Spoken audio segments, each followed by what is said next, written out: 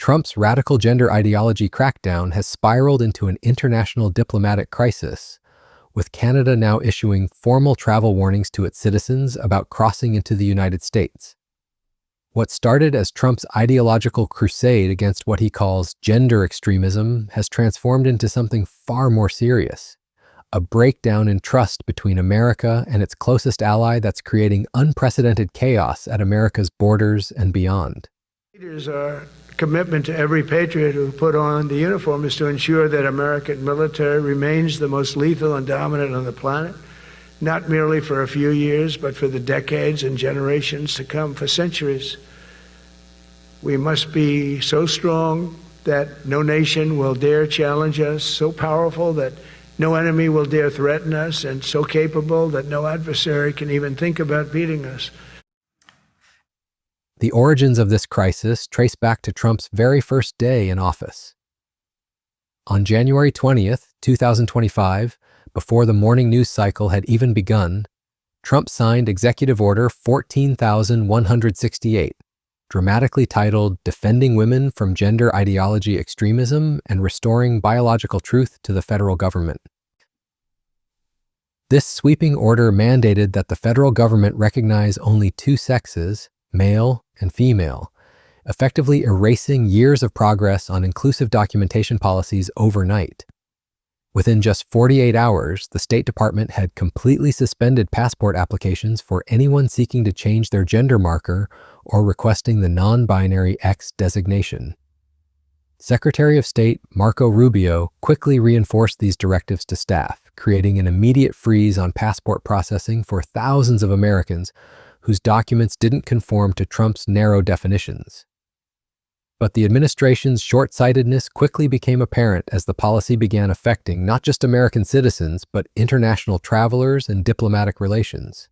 Canada, which has offered the X gender marker on passports since 2019, suddenly found approximately 3,600 of its citizens essentially barred from normal travel to the United States. Trump's executive order had effectively turned these Canadian passport holders into unwelcome visitors at America's doorstep. Canada's response was both swift and diplomatically devastating. The Canadian government updated its official travel advisory for the United States, a move typically reserved for warning citizens about unstable or hostile nations.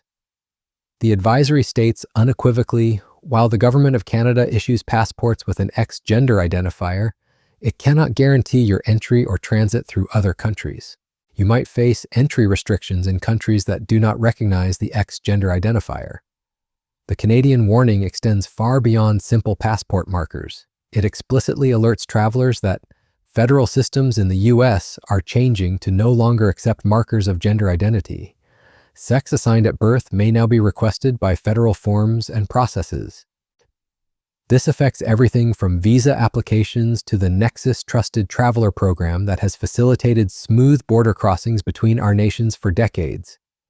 The timing and nature of Canada's warning delivers a crushing blow to Trump's international standing.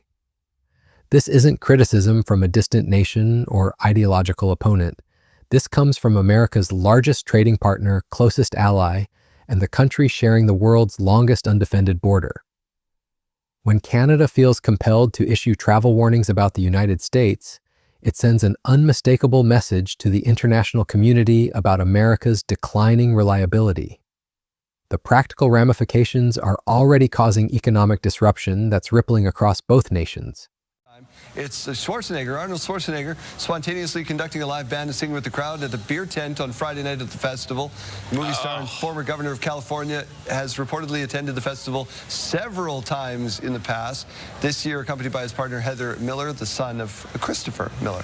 I like that he's accomplished so much in his life that now he's like, I'm going to take a few side quests. You know what I'm going to do? Yeah. I'm just going to go, and here's what I'm going to do. Just be everywhere and do all of the things. So, there you go. I want to be there. There you go. You can conduct the choir too. Question of the day is what we go to next. Yeah, so this is a fun one to start our work week. We're asking you to describe your Monday morning to us using only emojis. And of course, we have a whole lot of coffee on the screen. Brenda with a very large coffee cup, and I almost had to laugh. If you squint really hard, down in that corner by the coffee cup, there was also a dog and a television. Okay. But the coffee cup came in really big. Which came in hot. Yeah, huge. I think that is beautiful.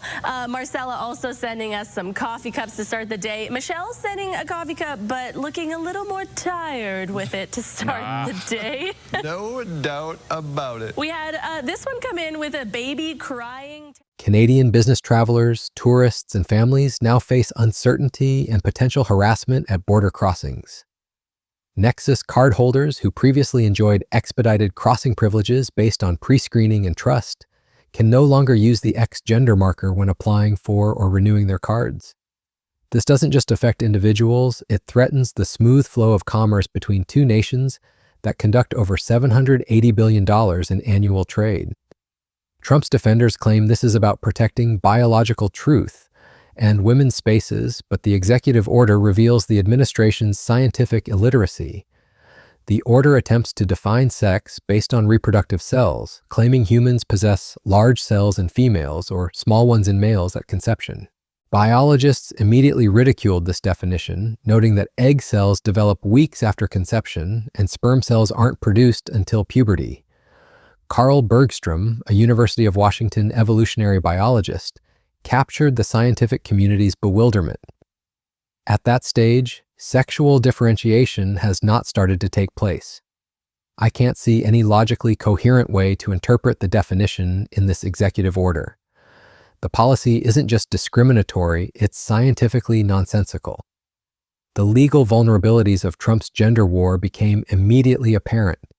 The American Civil Liberties Union challenged the policy in federal court, arguing violations of constitutional rights and the Administrative Procedure Act. In June 2025, U.S. District Judge Julia Kobik delivered a devastating blow to the administration, issuing a preliminary injunction blocking enforcement of the passport policy. Judge Kobik's ruling was scathing, stating the policy was based on animus and demonstrated irrational prejudice toward transgender Americans, therefore violating the constitutional commitment to equal protection for all Americans. She expanded protections to cover a nationwide class of individuals seeking accurate gender markers on their passports, effectively neutering Trump's discriminatory policy. The Trump administration's desperate appeal to the Supreme Court revealed how central this culture war had become to their agenda. But the damage was already spreading internationally.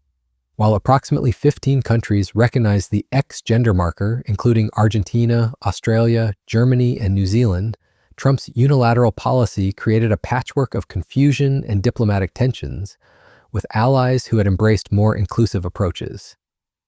Meanwhile, the human cost mounted daily. Trans individuals found themselves trapped in bureaucratic nightmares, with some having their passports, birth certificates, and marriage licenses held indefinitely by the State Department.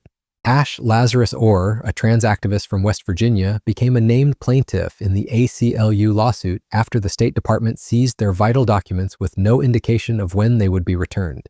The policy exposed Trump's fundamental misunderstanding of modern diplomacy. In our interconnected world, travel documents must be recognized across borders.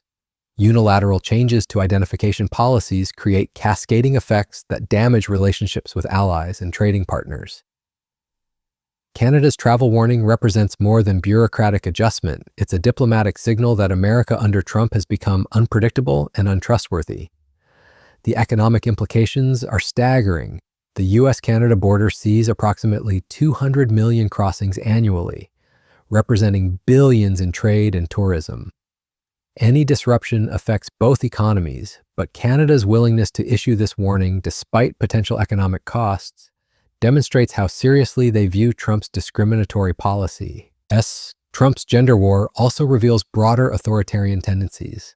Within hours of signing the executive order, the administration deleted LGBTQ+ resources across federal websites. Federal agencies were ordered to remove all statements, policies, and communications that promote or otherwise inculcate gender ideology. This wholesale erasure of information affecting millions of Americans demonstrates concerning disregard for democratic norms. The policy's impact on federal employees has been particularly cruel. The Office of Personnel Management announced that beginning in 2026, gender-affirming care would no longer be covered by federal employee health benefits. This affects hundreds of thousands of federal workers and their families, weaponizing government employment as a vehicle for discrimination. Perhaps most disturbing is how quickly organizations capitulated to the administration's extremist agenda. The National Center for Missing and Exploited Children announced they would remove all references to transgender people from public materials. The Rape, Abuse, and Incest National Network followed suit, cutting mentions of transgender people from their resources. This rapid surrender shows how Trump's policies create a chilling effect extending far beyond direct government action. The federal prison system became another battleground, with the administration ordering transgender women, over 1,500 individuals, be housed in men's prisons while halting gender-affirming medical care. This policy contradicts medical best practices and violates the Eighth Amendment's prohibition on cruel and unusual punishment, spawning multiple federal lawsuits. But Trump's crusade faces mounting resistance. Federal judges have issued preliminary injunctions blocking key provisions. Appeals courts have denied the administration's requests to stay these injunctions. Blue state governments are implementing their own protections for transgender residents. And now, international allies like Canada are taking unprecedented steps to protect their citizens from Trump's discriminatory policies. The Canadian travel warning represents a significant diplomatic embarrassment for Trump. It signals to the world that America's closest ally views the United States as potentially hostile to its own citizens. This damages America's soft power and undermines its ability to lead on human rights issues globally. The warning also highlights the practical impossibility of Trump's approach. In a world where 15 countries recognize non-binary gender markers, America's insistence on a binary-only system creates unnecessary diplomatic tensions and practical complications. It positions America as an outlier among developed democracies, isolating the country internationally. Looking ahead, Trump's gender war faces significant challenges. Federal court injunctions remain in place, allowing many transgender and non-binary Americans to obtain accurate passports. The policy's scientific basis has been thoroughly debunked.